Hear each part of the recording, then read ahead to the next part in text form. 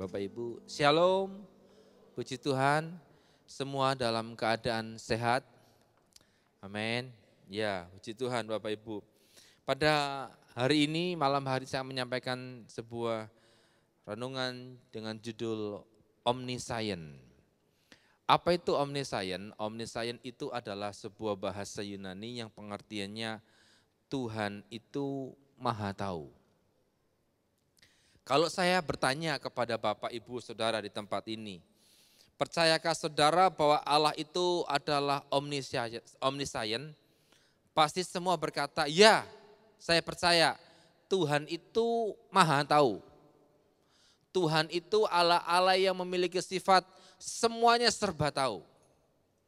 Tapi kemudian ada pertanyaan kedua yang saya sampaikan kepada saudara, perwujudan kemahatauan Tuhan, perwujudan omniscient dalam kehidupan saudara sehari-hari, kira-kira apa? Kalau kita mengenal Tuhan itu adalah Jehovah Rafa, Allah yang menyembuhkan. Perwujudan kesehariannya adalah, ya ketika aku sakit, aku disembuhkan, itu Jehovah Rafa. Jehovah Yireh, ketika aku membutuhkan keuangan, Allah mencukupi atau Allah menggenapi semuanya, itu Jehovah Yireh.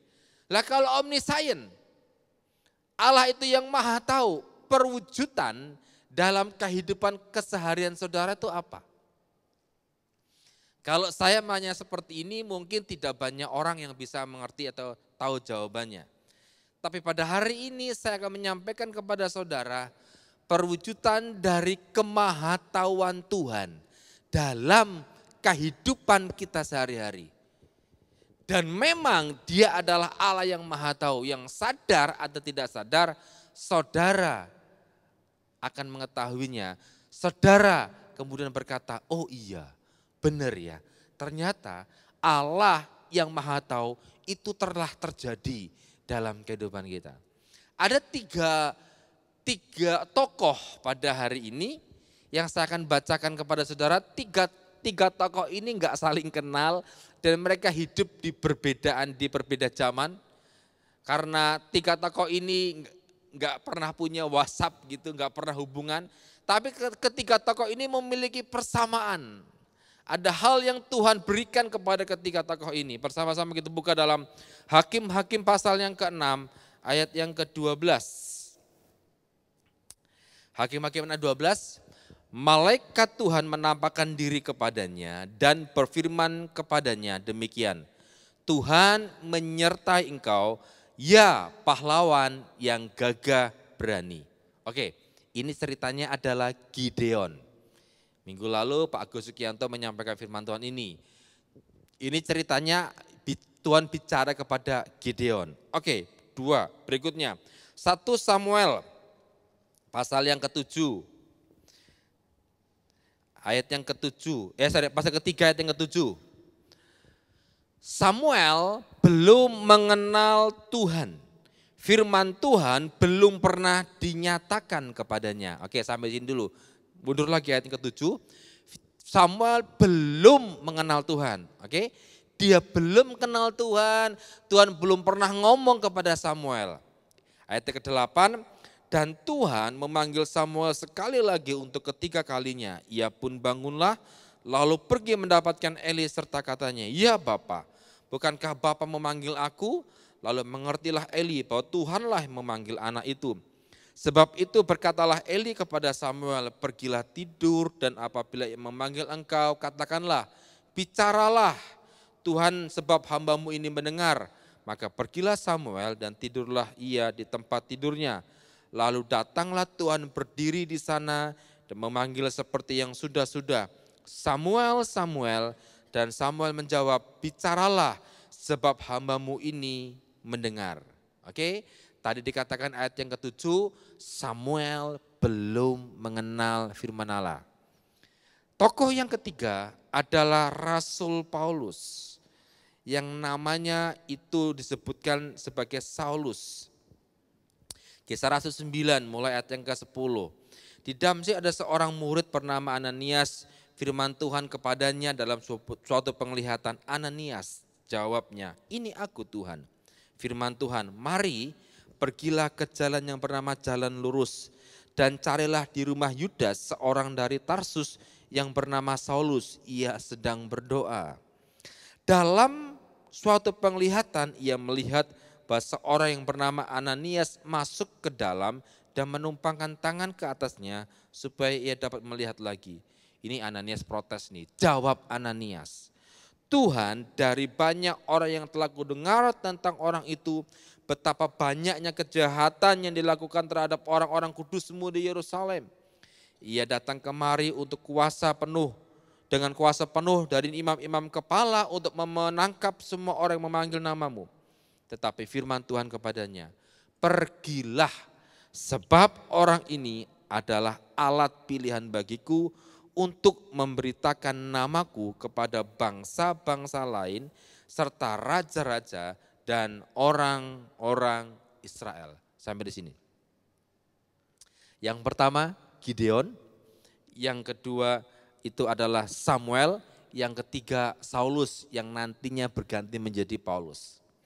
Nah, dari 3 orang ini yang tidak saling kenal, Tuhan menerapkan prinsip yang sama. Tuhan mengaplikasikan kepada 3 orang ini prinsip yang sama.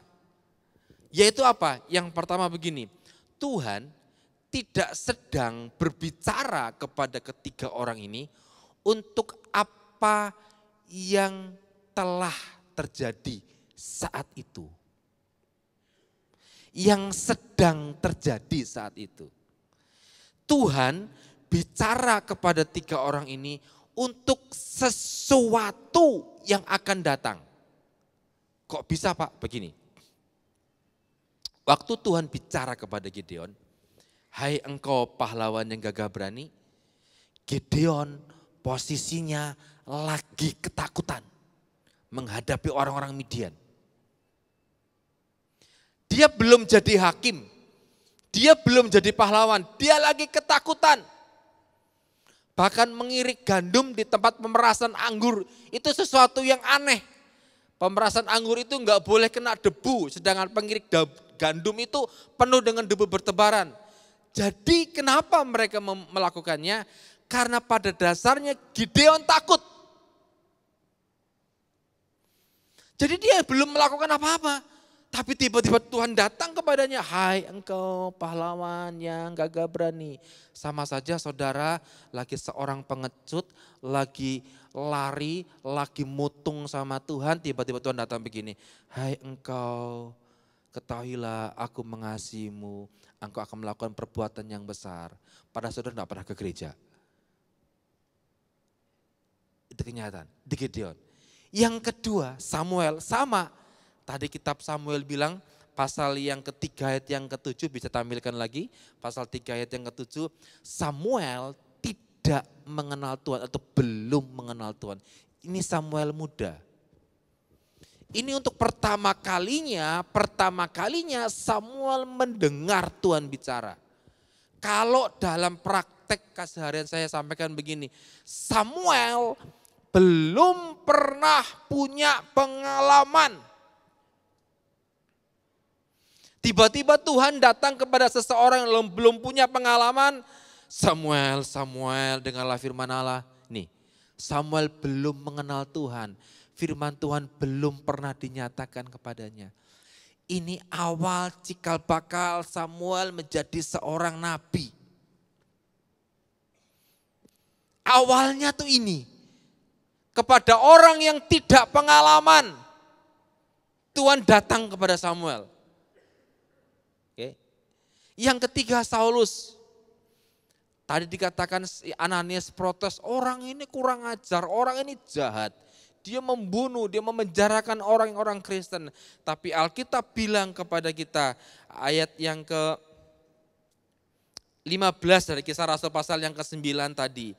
Tetapi firman Tuhan kepadanya, pergilah sebab orang ini adalah alat pilihan bagiku untuk memberitakan namaku kepada bangsa-bangsa lain serta raja-raja dan orang-orang Israel. Jadi Tuhan tidak sedang bicara kepada ketiga orang ini untuk saat itu yang sedang terjadi. Enggak.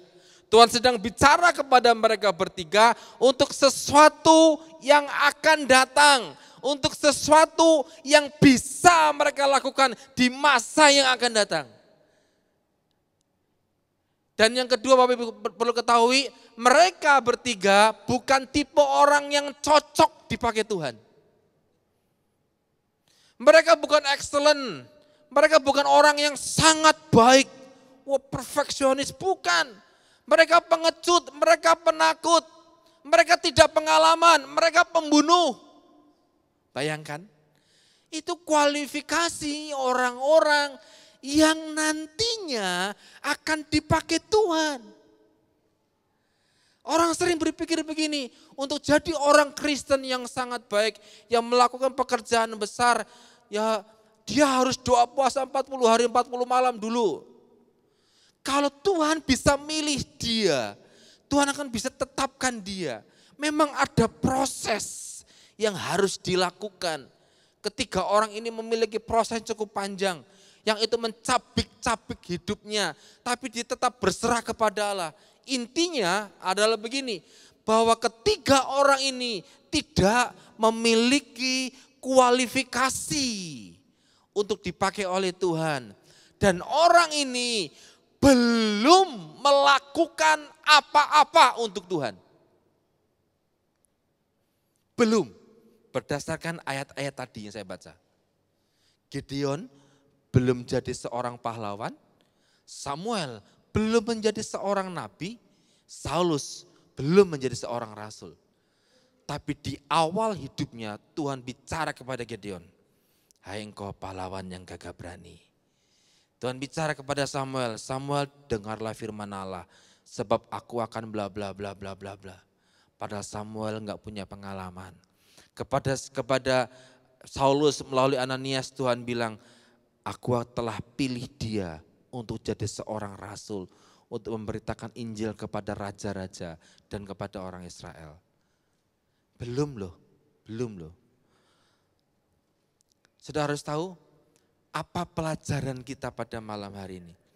Yang pertama begini, omniscient, kemahatauan Tuhan itu nyata dalam kehidupan kita untuk masa depan kita. Begini, kenapa para dukun itu laris? Apalagi di awal tahun. Mbah, tahun ini gimana? Kira-kira bisnisku baik enggak? Kong, di kuburan-kuburan gimana? Berkati ya. Aku ini mau bisnis semuanya di tahun ini, rezekiku lancar. Tanya ke dukun-dukun yang lain, Mbak ini aku membawa persembahan tertentu. Tolong ya sepanjang tahun ini aku diberkati. Kemudian dukun ini bilang begini, oke, kalau kamu mau diberkati, oh ini ada hadirat Allah mungkin, Roh Kudus kah?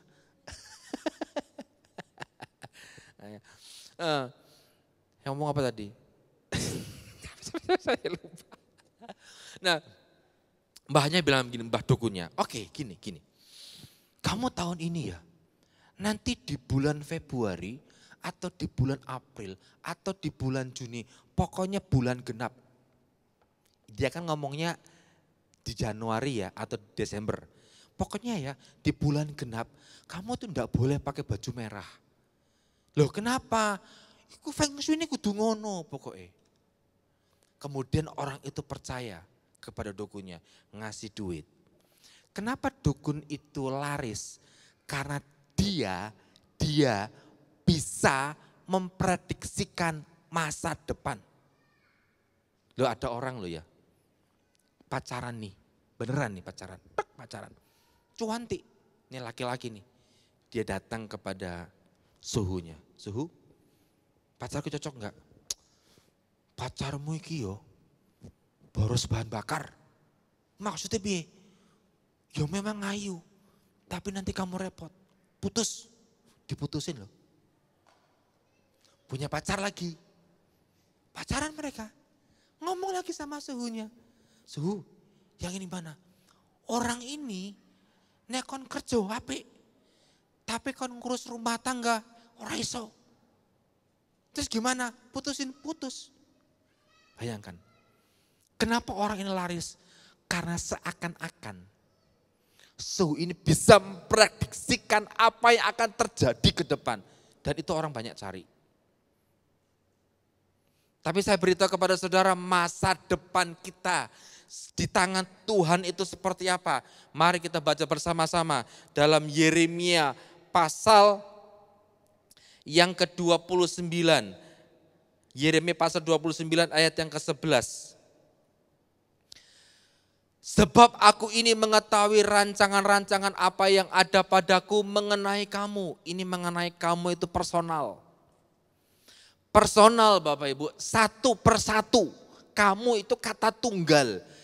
Kita, saudara dan saya. Jadi masa depan saya dengan masa depan saudara mungkin jalannya beda. Tapi secara personal Allah merancangkan sesuatu bagi saya.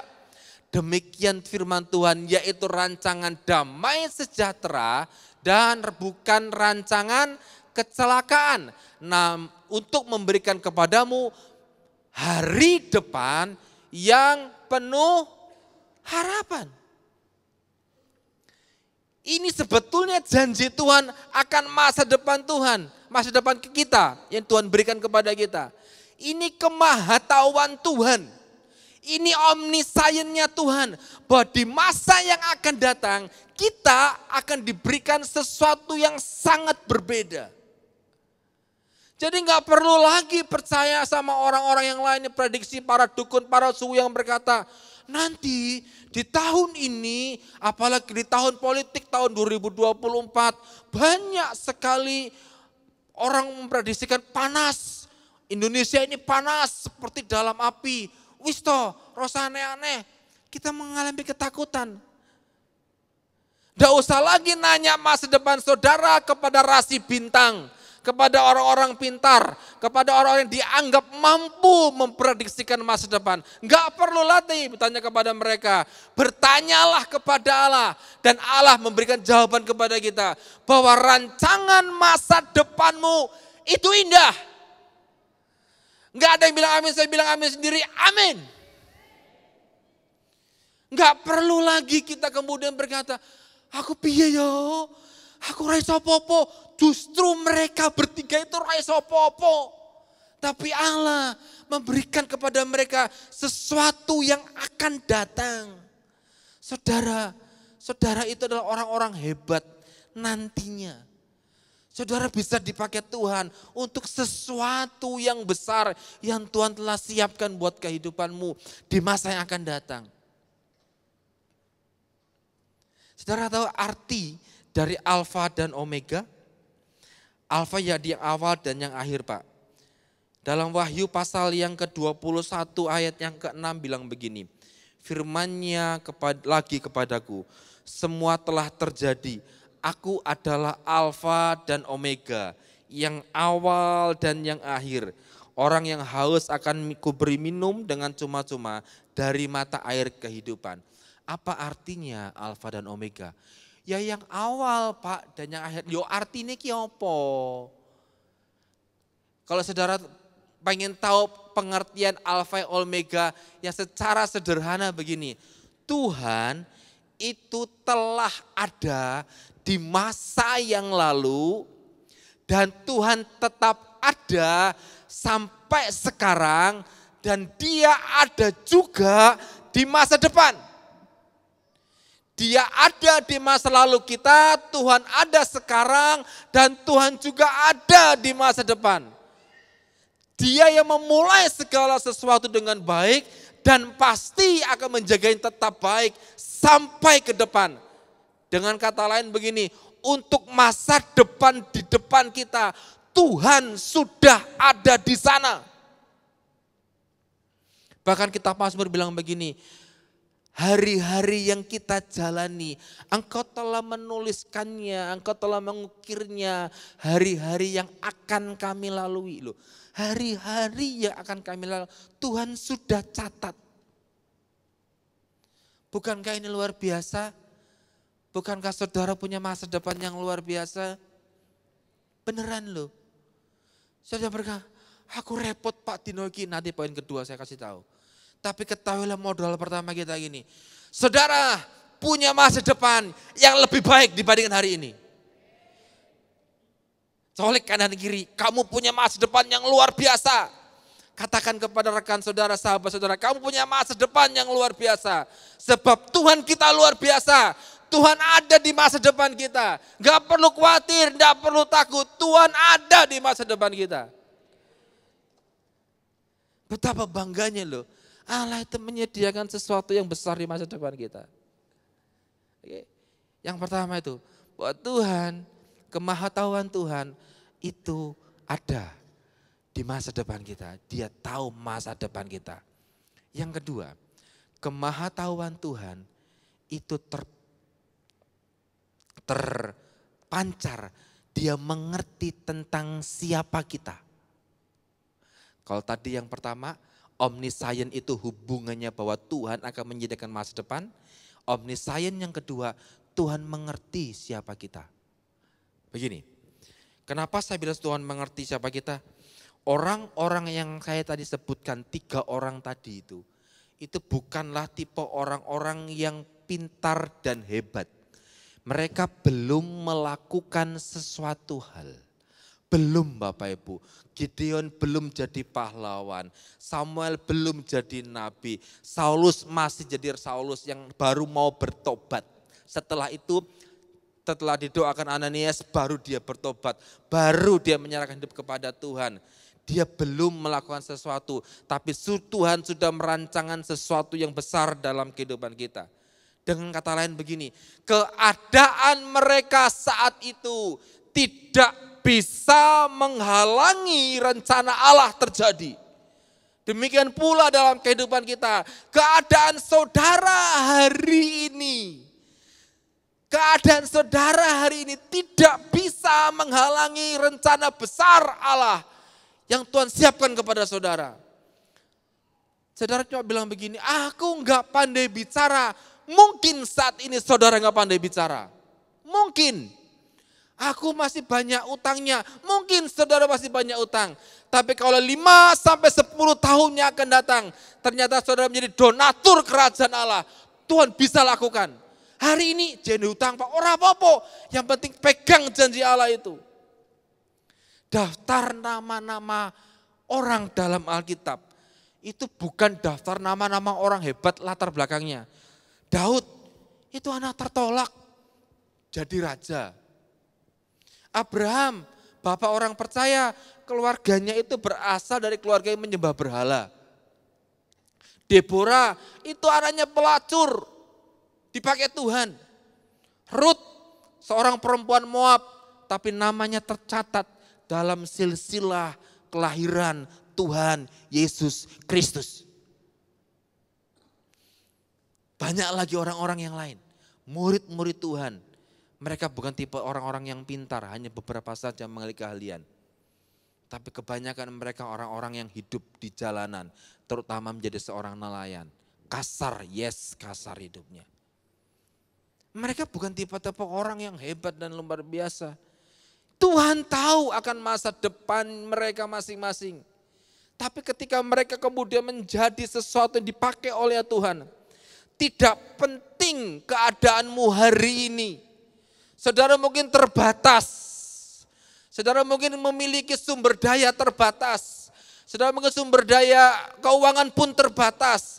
Mungkin hal-hal yang lain terbatas. Bahkan mungkin ketika saudara saat ini mungkin sedang sakit. Tapi kalau Tuhan mau tetapkan saudara untuk mendoakan orang sakit dan terjadi kesembuhan, itu bisa saja. Ada sebuah kesaksian yang pernah saya baca di buku.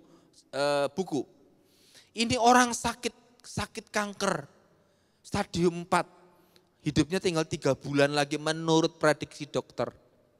Dia bilang begini, dia seorang pelayan Tuhan, orang gereja.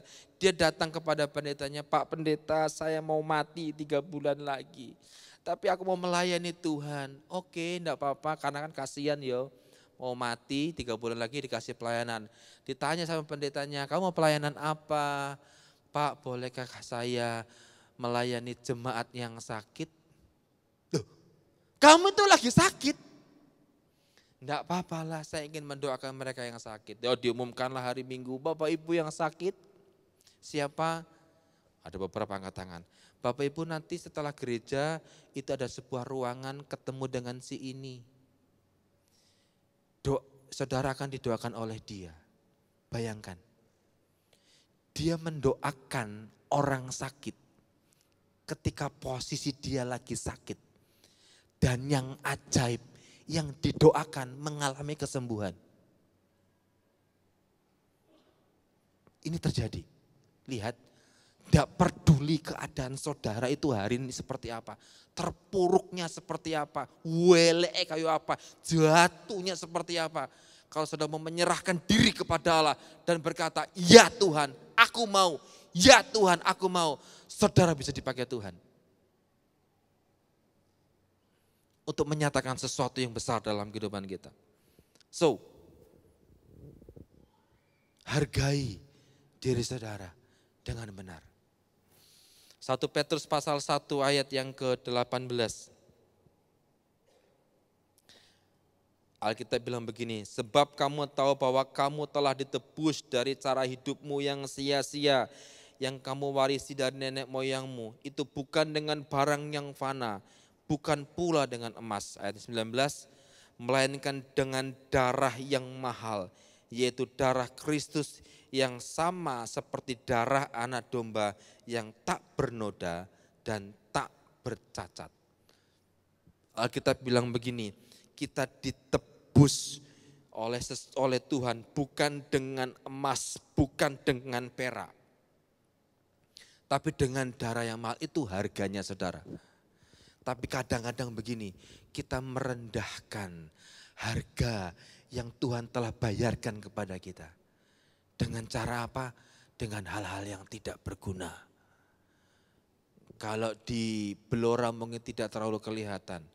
Kalau di kota-kota besar mungkin itu pernah terjadi. Datang ke gereja, datang kemana menggunakan celana pendek sakmene, nganggo rok mini, lungguhe ngarep dewe. WL lanang pisan. Haleluya. Terganggulah. Kemudian ketika ada orang bilang, cewek gitu. Langsung dia marah. Wih, emang saya cewek murahan? Loh, memang di satu sisi tidak boleh melakukan hal seperti itu. Tapi kenapa para pria melakukan seperti itu? Karena si wanitanya memposisikan dirinya untuk dilihat tubuhnya oleh orang lain.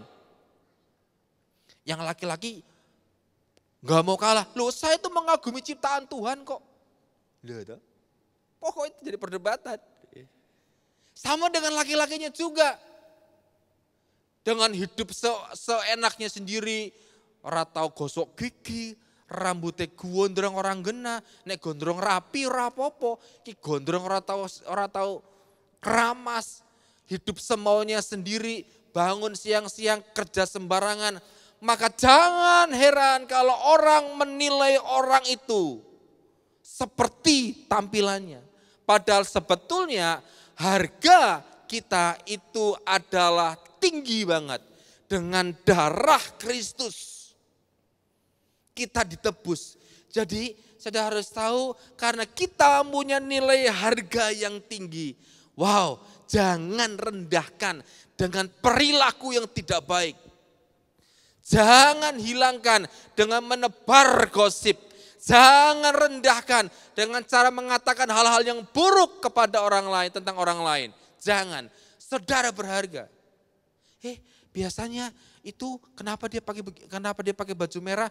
Karena gini loh, karena latar belakang ini nih. Mulai kemudian ngomong ke orang yang lain lagi, berbuah lagi, berbunga lagi, berbuah lagi sampai menjadi seperti salju yang menggumpal, yang menggelinding. Tahu gak Bapak Ibu? Hari ini Perancis itu lagi ada kerusuhan. 1.000 orang itu ditangkap hari ini dan kemarin. Gara-garanya apa? Ada seorang pengendara yang kecelakaan nggak salah itu ditembak.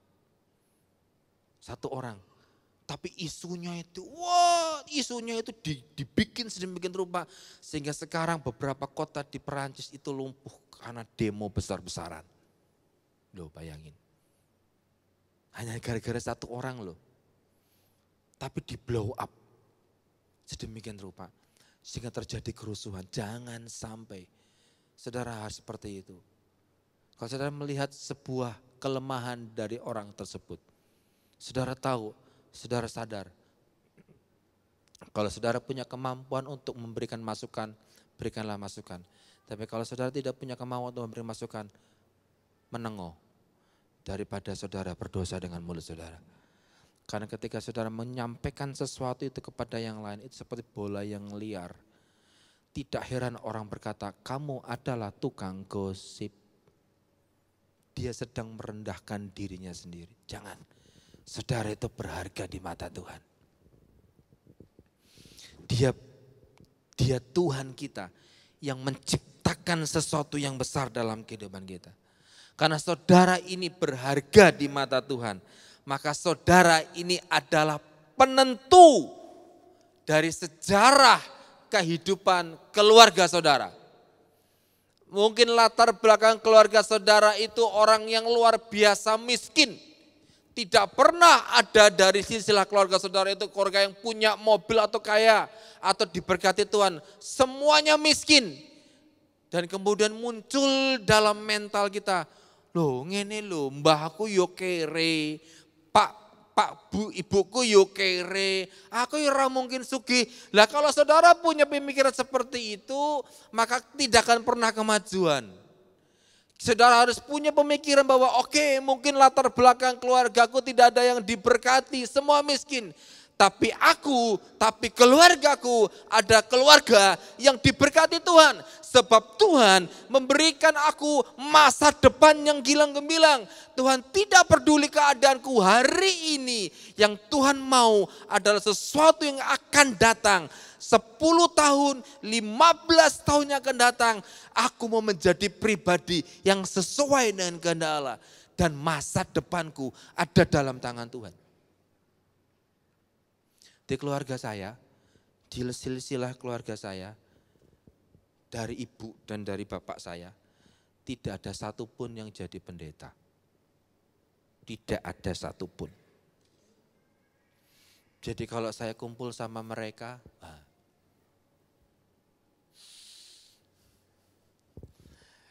suatu ketika 7 tahun yang lalu, saya pelayanan di Makassar, pemimpin rohani bilang begini,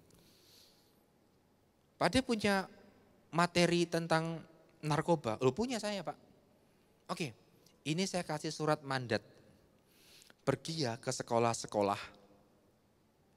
Tapi bukan di kota Makassar. Loh di mana Pak?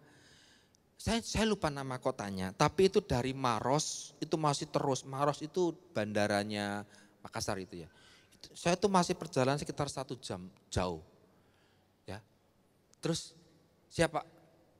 Saya dengan siapa? Ini dengan saya sebut, dengan dia sebutin gembala. Dengan ini. Oke, saya tanya ke dia. Kamu tahu? Tidak Pak. Sebentar, kamu orang mana? Toraja Pak. Kamu pernah enggak jalan menuju ke Maros? Naik motor? Enggak tahu Pak. Oke. Punya motor enggak? Enggak punya Pak. Oke. Punya uang buat bensin enggak? Enggak ada Pak. Oke. Kita dapat surat. Dikasih suratnya, ini surat mandat dari BNPB bahwa gerejanya itu kerjasama BNPB untuk sosialisasi narkoba ke tempat-tempat yang umum, begitu ke sekolah-sekolah. Saya bilang kepada teman saya, oke kita berdoa yuk. Kita minta anugerah Tuhan. Ini yang mengajarkan saya nih. Saya tidak tahu akan apa yang terjadi, tapi saya belajar melangkah. Tiba-tiba ketika saya berdoa, teman saya berdoa, ada bilang, Padi, pergi ke sana naik apa? Enggak tahu. Oke, ini ada motor. Punya uang buat bensin. Saya mau bilang enggak punya uang yuk kebangetan. Ngomong duit yuk ngepres ngono. Masih didoakan saya bilang begitu. Oke, ini kasih uang. Oke, solusi keluar, dapat motor, dapat uang. Terus saya nanya, kamu cari di Google Map cara keluar kota Makassar tuh gimana. Kan ini naik motor, naik lewat desa-desa, lewat pinggir-pinggir. Kan nggak boleh lewat tol Bapak Ibu. Setahu saya lewat tol doang keluar Makassar. Kalau lewat jalur itu saya nggak tahu. Kami cari Bapak Ibu. Sampai akhirnya keluar kota Maros, mandek. Di pertigaan yang ke kanan itu ke bandara. Saya lupa nama kotanya. Berapa lama lagi? Masih 1 jam lagi Kak. Oke, jalan. Sampai di kota tersebut, plek, kita makan. Terus saya nanya lagi begini, kita mau ke sekolah apa? Enggak tahu. Oke, langsung kita tanya ke kantor polisi, Pak, di sini ada SMA enggak? Oh ada di sana. Mas Tony, thank you very much. Oke. Ada Pak. Aman ya Pak Tony? Oke. Madrasah Aliyah. Wow, keren. Saya datang ke dia, kepala sekolahnya, saya adalah dari yayasan ini bekerja sama dengan PNBB, saya akan menyampaikan sosialisasi narkoba. Oh begitu? Iya. Berapa lama? Kalau boleh Pak, satu kali jam pelajaran 45 menit. Tapi kalau bisa 2 jam mata pelajaran. Wah enggak bisa. 1 aja ya. Oke Pak, 1 jam berapa? Jam sekian. Siap. Kemudian karena masih lama saya mencari yang lain. Ada sekolah negeri, saya masukin lagi. Pak, bisakah saya bla bla bla bla sosial narkoba? Oh bisa. Tapi tidak sekarang ya. Kapan? Besok pagi waktu upacara bendera. Berapa muridnya Pak boleh tahu? 1.500. Oke, saya catat dengan teman saya kembali ke sekolah yang pertama. Mulai itu mereka semua pakai jilbab. Ada anak laki-laki juga pakai jilbab semuanya. Saya sosialisasi narkoba. Intinya begini, kalau kalian masih minta uang ke orang tuamu, tapi uangmu kamu pakai untuk narkoba, kamu sedang menyakiti orang tuamu. Dan saya beritahu kepada saudara, itu mereka yang pakai jilbab itu hampir semuanya menangis. Saya doain satu persatu dengan teman saya. Dan mereka dilawat Tuhan. Luar biasa. Ini begini. Kemudian tiba-tiba Tuhan bilang ke saya begini. Kamu tahu kenapa aku berikan sesuatu itu kepadamu? Karena kamu melakukan apa yang ada di depanmu. Orang dia duit, yes. Nggak punya motor, enggak. Tapi mau melangkah. Dan Tuhan jelas bilang kepada saya begini. Aku tahu masa depanmu nantinya seperti apa. Cuma lakukan sekarang yang di depanmu. Besok paginya saya pulang ke Makassar. Berangkat jam 4 pagi Bapak Ibu. Untuk ke sekolah yang kedua. Saya dikasih waktu jadi pengganti pembina upacara. Upacara itu saya disuruh khotbah kan. 15 menit saja. 1.500 siswa. Sebagian laki-laki, sebagian perempuan. Yang perempuan semuanya berjilbab. Saya bilang kepada mereka, Tuhan yang akan memberikan kepadamu masa depan. Hore! Maka dari itu jangan kalau gunakan dengan narkoba. Ya tepuk tangan bahkan. Setelah selesai saya datang masuk ke ruang kepala sekolah. Terima kasih Pak, belum pernah ada orang yang membawa tim seperti Bapak. Tuhan ngomong bilang gini, jaga hatimu, jaga hatimu. Jelas untuk yang kedua, hari kedua itu Tuhan ngomong saya begini, kamu akan dipercayakan hal yang besar di masa yang akan datang. Saya itu tidak tahu mengerti. Oke, terima kasih Pak Tony. Saya tidak tahu apa maksud Tuhan pada saat itu.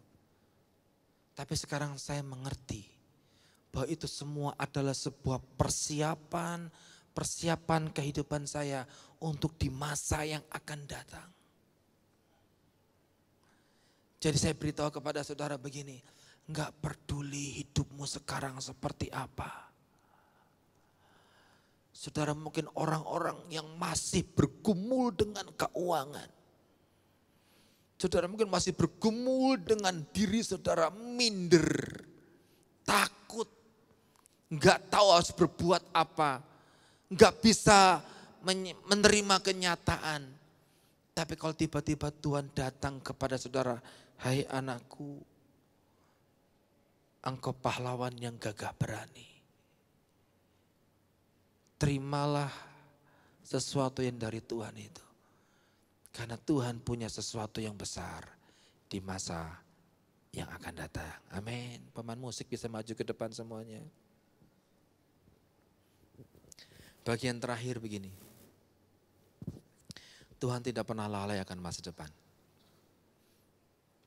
Yesaya pasal yang ke-7 ayat 14. Satu ayat saya baca, ayat terakhir. Yesaya 7 ayat 14. Sebab itu Tuhan sendirilah yang akan memberikan kepadamu suatu pertanda. Sesungguhnya seorang perempuan muda mengandung dan akan melahirkan seorang anak laki-laki dan ia akan menamakan dia Immanuel. Oke, ini ditulis di Yesaya pasal yang ke-7. Yesaya pasal yang ke-7 atau kitab Yesaya, awal kitab Yesaya ditulis 2 kali Bapak Ibu. Dari pasal pertama sampai dengan pertengahan, lebih dari pertengahan itu di tahun 700, sisanya di tahun 680-an. Kalau pasal 7 ini itu berarti di perkiraan penulisannya tahun 700 sebelum Masehi. Nah, ada masa 400 tahun itu antara PL dan PB. Jadi kalau boleh dibilang, apa yang dituliskan oleh Yesaya bahwa nantinya akan ada seorang perempuan muda yang mengandung dan anaknya akan dikasih nama Immanuel, itu tercatat di dalam kitab Matius pasal yang pertama. Itu jarak waktu penulisannya Bapak Ibu tahu 1100 tahun. Lihat, dari sejak dahulu Allah telah berfirman dan apa yang difirmankannya itu pasti terjadi. Bahkan di Yesaya pasal yang ke-53 ayat 3 sampai 7 itu proses bagaimana Yesus disalibkan itu dicatat oleh kitab Yesaya. Dan itu terjadi 1000 tahun lebih kemudian. Punya pengertian begini, kalau saudara sudah menerima janji Tuhan bahwa hidupmu, bahwa masa depanmu bukan masa depan yang biasa, bukan masa depan yang abal-abal. Pegang itu sekalipun hari ini janji Tuhan itu belum tergenapi. Tapi yakinlah suatu saat apa yang Tuhan telah firmankan kepada saudara, apa yang Tuhan telah janjikan kepada saudara pasti digenapi. Pasti digenapi. Saudara berkata, Pak lama banget, tetap setia aja, tetap setia saja, tetap setia saja. Dan ketika saudara melakukannya dengan setia, apa yang di depan saudara, sedikit demi sedikit Tuhan akan arahkan hidupmu kepada sebuah masa depan yang lebih baik. Hidupmu akan jadi berkat. Keluarga saudara akan jadi berkat. Bisnismu akan jadi berkat. Apa yang saudara kerjakan tidak pernah tidak berhasil. Semuanya serba berhasil. Karena satu, penyertaan Tuhan dalam hidup kita. Amin. Tuhan telah merancangkan sesuatu yang indah di depan kita. Nilai diri kita itu tinggi. Jangan sia-siakan.